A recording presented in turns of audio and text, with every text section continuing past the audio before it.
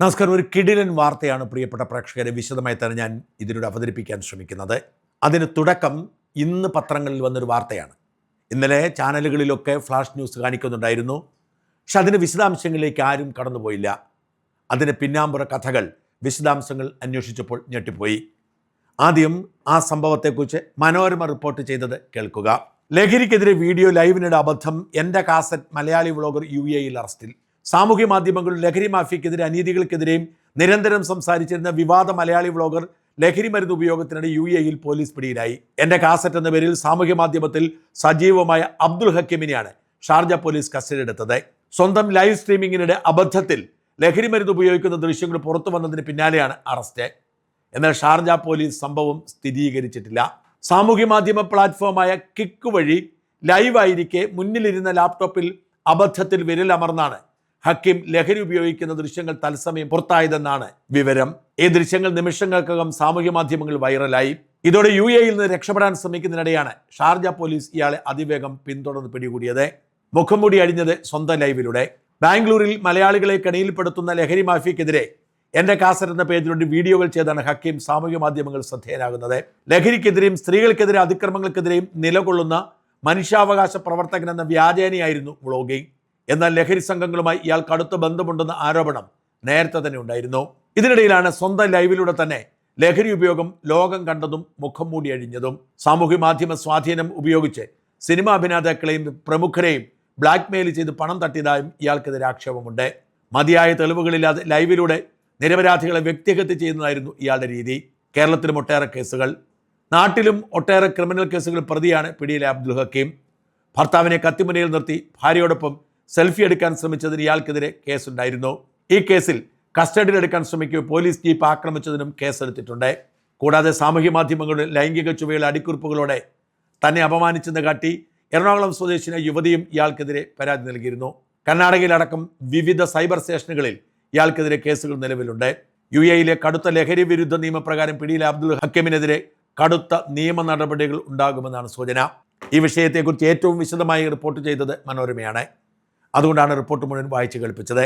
ഇത് കേൾക്കുമ്പോൾ നമുക്ക് തോന്നുന്നത് ലഹരിക്കെതിരെ പ്രതികരിച്ചു കൊണ്ടിരുന്ന ഒരു വ്ളോഗർ, അയാളുടെ മുഖം മൂടി മാറി അയാൾ ലഹരി ഉപയോഗിക്കുന്നത് കണ്ടെത്തി അയാൾക്കെതിരെ കുറേ കേസുണ്ട്, ഇത്രയുമാണ്. എന്നാൽ ഇതിനൊക്കെ അപ്പുറത്തേക്ക് നമ്മൾ മനസ്സിലാക്കേണ്ട വിപുലമായ സംഭവ പരമ്പരകളുടെ തുടർച്ചയാണ് ഇത്. എൻ്റെ അന്വേഷണത്തിൽ വ്യക്തമായ കാര്യങ്ങൾ ബോധ്യപ്പെടുത്തട്ടെ. സത്യത്തിൽ ഇയാൾ ഒരു വിസ്മയമായിരുന്നു. ഞാൻ ഇയാളെ ശ്രദ്ധിക്കുന്നത് മറ്റു പലരും എനിക്ക് ഇട്ടു തന്നിരുന്ന നിങ്ങൾ എന്താണ് ഇത്തരം വിഷയങ്ങൾ പിടിക്കാത്തത് എന്ന് ചോദിച്ചുള്ള ഇൻസ്റ്റാ വീഡിയോകളാണ്. കാണുമ്പോൾ ഞെട്ടിപ്പോകും. ഇയാൾ ഇൻസ്റ്റയിൽ ചെയ്യുന്ന വീഡിയോകൾ വളരെ ചെറുതാണെങ്കിലും അതൊക്കെ 8-10 മില്യൺ ആളുകളാണ് കാണുന്നത്. എന്ന് മാത്രമല്ല വളരെ ഗൗരവമേറിയ വിഷയങ്ങളാണ് ഇയാൾ പറയുന്നത്. ഇയാൾ പ്രധാനമായും ബാംഗ്ലൂർ മയക്കുമരുന്ന് മാഫിയയുടെ കേന്ദ്രമാണെന്നും അവിടെയുള്ള മലയാളികൾ, പ്രത്യേകിച്ച് പഠിക്കാനും ജോലിക്കുമായി എത്തുന്ന മലയാളികൾ ഈ മാഫിയയുടെ ഭാഗമായി പ്രവർത്തിക്കുന്ന ബന്ധപ്പെട്ട വിശദാംശങ്ങളാണ് പുറത്തു വരുന്നത്. സ്ത്രീകളെ ക്രൂരമായി ബലാത്സംഗം ചെയ്യുന്നത് അടക്കമുള്ള വിഷയങ്ങൾ ഇയാൾ പുറത്തു കൊണ്ടുവന്നു. മാത്രമല്ല കേരളത്തിൽ അറിയപ്പെടുന്ന പലരെക്കുറിച്ചും ഇയാൾ ഞെട്ടിക്കുന്ന പല വെളിപ്പെടുത്തലുകളും നടത്തി. OG സുനിൽ എന്ന് പറയുന്ന സോഷ്യൽ മീഡിയ ഇൻഫ്ലുവൻസറായി മാറിക്കൊണ്ടിരിക്കുന്ന സിനിമാ നിർമ്മാതാവും കാന്താരി എന്ന പേരിൽ ഒന്നിലധികം ഹോട്ടലുകൾ നടത്തുന്ന പ്ലേ ബോയിയുമായ കൊച്ചിക്കാരനെതിരെ ഇയാൾ കൊച്ചിയിലെ ലഹരി മരുന്ന് മാഫിയ തലവൻ എന്ന തരത്തിൽ പല വീഡിയോകളും ചെയ്തു. അതുകൊണ്ട് തന്നെ ഇങ്ങനെ ഒരാളോ എന്ന് നമ്മൾ ചോദിച്ചു പോകും. എന്നാൽ വാസ്തവത്തിൽ ഇയാൾ ഒരു കള്ളനാണയമായിരുന്നു.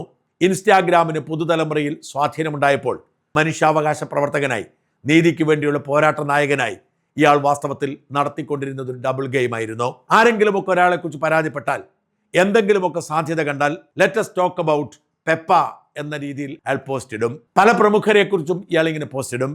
ഈ പോസ്റ്റ് ഇടുമ്പോൾ പലതും മറച്ചു വയ്ക്കാനുള്ള പ്രമുഖർ അയാളെ ബന്ധപ്പെടും, അയാളുമായി ബാർഗെയിൻ ചെയ്യും, പണം വാങ്ങി പിന്നെ അത് മുമ്പോട്ട് കൊണ്ടുപോയില്ല.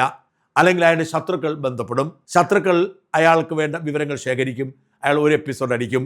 അപ്പോഴേക്കും ഒന്നുകിൽ സെറ്റിൽമെൻറ്റ് വരും, അല്ലെങ്കിൽ ശത്രുക്കൾ സെറ്റിൽമെൻറ്റ് വരും. പിന്നീട് ഇത് പിടിക്കപ്പെടുകയും കേസാവുകയും ഒക്കെ ചെയ്യുന്ന സാഹചര്യത്തിൽ ആരാണോ ഈ ദൗത്യം തന്നെ ഏൽപ്പിച്ചിരിക്കുന്നത് എന്ന് പറഞ്ഞ് അവരെയും കുഴപ്പത്തിലാക്കും.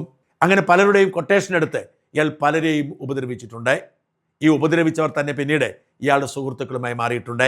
OG സുനിൽ എന്ന ഞാൻ നേരത്തെ സൂചിപ്പിച്ച കൊച്ചിയിലെ വിവാദ പ്ലേ ബോയ്, ഇയാളുടെ ഇടപാടുകൾ പലതും അതീവ ദുരൂഹമാണ്. കൊച്ചിയിൽ ഇയാൾക്കുള്ള സ്വാധീനം മറ്റാർക്കുമില്ല. ഉന്നത പോലീസ് ഉദ്യോഗസ്ഥന്മാർ പോലും ഇയാളുടെ ഹോട്ടലുകളിൽ മറ്റും എത്താറുണ്ട്. ഈ മോഡലിംഗ് മോഹമുള്ള പെൺകുട്ടികൾ പലരും ഇത്തരമിടങ്ങളിൽ എത്തപ്പെടുകയും അവരൊക്കെ ലഹരി പാർട്ടിയുടെ ഭാഗമാവുകയും ചെയ്യുന്നെന്ന ആരോപണമുണ്ട്. ഈ OG സുനിൽ ലഹരി മാഫിയയുടെ ഭാഗമായിരിക്കുന്നത് എങ്ങനെയെന്ന് ഇയാൾ നിരന്തരമായി എഴുതുമായിരുന്നു. എന്നാൽ പിന്നീട് ഒരു സുപ്രഭാതത്തിൽ അബ്ദുൽ ഹക്കീം OG സുനിലിൻ്റെ സ്വന്തമായി മാറുന്നു. പിന്നീട് ഇയാൾ കേരളത്തിലേക്ക് ലഹരി കൊണ്ടുവരുന്ന മാഫിയ തലവനാണ് മരട് അനീഷ് എന്ന തരത്തിൽ വാർത്തകൾ കൊണ്ടുവരാൻ തുടങ്ങി. കൊച്ചിയിലെ ഗുണ്ടാ തലവൻ മരട് അനീഷിനെ ഗുണ്ടയും കൊട്ടേഷനും ഒക്കെ ഉണ്ടെങ്കിലും അയാൾ ലഹരിയെ അടുപ്പിക്കില്ല എന്ന് അയാളെ അറിയാവുന്നവർക്കറിയാം. ലഹരി ഉപയോഗിക്കാറുമില്ല, ലഹരിയുമായി ബന്ധപ്പെട്ട ഇടപാട് നടത്താറില്ല. കൊട്ടേഷൻ്റെ കാര്യത്തിൽ മറ്റെല്ലാവരെക്കാൾ വിദഗ്ധനാണ് മരട് അനീഷെങ്കിലും ലഹരിയുടെ കാര്യത്തിൽ വിട്ടുവീഴ്ചയില്ലാത്ത നിലപാടെടുക്കുന്നു എന്നാണ് മരട് അനീഷിനെ അറിയാവുന്നവർ പറയുന്നത്. മരട് അനീഷും OG സുനിലും തമ്മിൽ ചില പ്രശ്നങ്ങളുണ്ട്.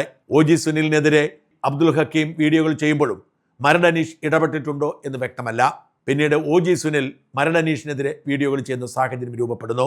ഇത്തരത്തിൽ പലരെയും ഭീഷണിപ്പെടുത്തുക, ബ്ലാക്ക് മെയിൽ ചെയ്യുക, പണം കൈപ്പറ്റുക എന്നത് ഇയാളുടെ പതിവാണെന്ന് ഇയാളുമായി ബന്ധമുള്ള പലരും പറയുന്നു. ഇതിനെ പറ്റി ഇയാൾക്ക് കേരളത്തിലും കർണാടകയിലുമൊക്കെ നിരവധി കേസുകളുണ്ട്. ഇയാൾക്കെതിരെ പരാതികളുടെയും കേസുകളുടെയും ഞങ്ങളുടെ കയ്യിലുള്ള രേഖകളുടെ വിശദാംശങ്ങളാണ് ഇപ്പോൾ ഞങ്ങൾ പ്രേക്ഷകരെ കാണിക്കുന്നത്. ഇതിനിടയിൽ നടൻ പെപ്പയുടെ വാട്സാപ്പ് ചാറ്റുകൾ ഈ അബ്ദുൽ ഹക്കീമിൻ്റെ കയ്യിലെത്തുന്നത്. ലെറ്റസ് ടോക്ക് അബൌട്ട് പെപ്പ എന്ന പേരിൽ അയാൾ ബ്ലാക്ക് മെയിലിംഗ് ആരംഭിക്കുന്നു.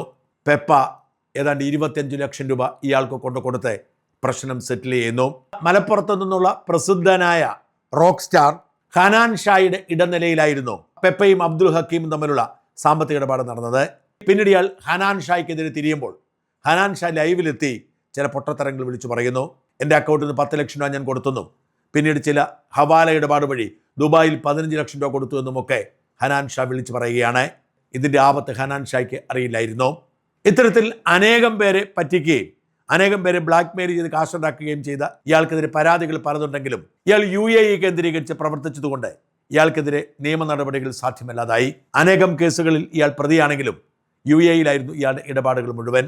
പക്ഷേ ഇയാൾ ഈ ലഹരി മാഫിയക്കെതിരെ പോരാടുന്നു എന്ന് പറയുമ്പോഴും യഥാർത്ഥത്തിൽ ലഹരി ഉപയോഗത്തിൻ്റെ ആളായിരുന്നു, ലഹരി മാഫിയയുടെ ഭാഗമായിരുന്നു. ഇയാൾ മരട് അനീഷിന് രംഗത്ത് വന്നതോടെ IT വിദഗ്ധന്മാരുടെ സഹായത്തോടുകൂടി ഇയാളെ പൂട്ടാൻ മരട് അനീഷ് തീരുമാനിക്കുന്നു. മരട് അനീഷ് അതിനുവേണ്ടി ഒരു വമ്പൻ ഹാക്കിംഗ് ടീമിനെ കയ്യിലെടുക്കുന്നു. ഈ ഹാക്കിംഗ് ടീം ഇയാളുടെ ലാപ്ടോപ്പുകളും മൊബൈൽ ഫോണും ഒക്കെ വിദഗ്ധമായി ഹാക്ക് ചെയ്ത് അതിലെ മുഴുവൻ ഇടപാടുകളുടെ വിശദാംശങ്ങൾ ശേഖരിക്കുന്നു. ഈ ഹാക്കിംഗ് അറിയാതെ ലൈവിനെത്തിയപ്പോൾ ഇടയ്ക്കിടെ സിസ്റ്റം ഓഫായി പോകുന്നു. അയാൾ അതൊക്കെ പറഞ്ഞുകൊണ്ട് എന്ത് ഇടപാടാണ് എന്നൊക്കെ പറഞ്ഞ് റീസ്റ്റാർട്ട് ചെയ്യുന്നതിനിടയിലാണ് ഇടവേള ആനന്ദപ്രദമാക്കാൻ ലഹരി ഉപയോഗിച്ചപ്പോഴാണ് ഹാക്ക് ചെയ്യപ്പെട്ട സിസ്റ്റം ഇയാളുടെ വീഡിയോ ദൃശ്യങ്ങൾ പകർത്തുന്നതും അത് സോഷ്യൽ മീഡിയയിലൂടെ വൈറലാകുന്നതും.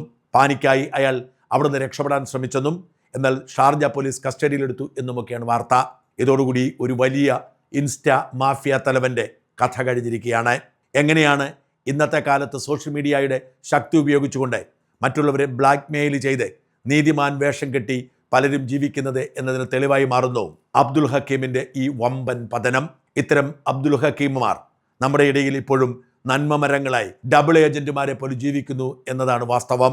അബ്ദുൽ ഹക്കീം ഷാർജയിൽ നിന്ന് മടങ്ങി വന്നാലും നാട്ടിൽ ജയിലിലാവുന്ന സാഹചര്യം രൂപപ്പെടുന്നുണ്ട് എന്നാണ് അബ്ദുലുമായി ബന്ധപ്പെട്ടവർ പറയുന്നത്.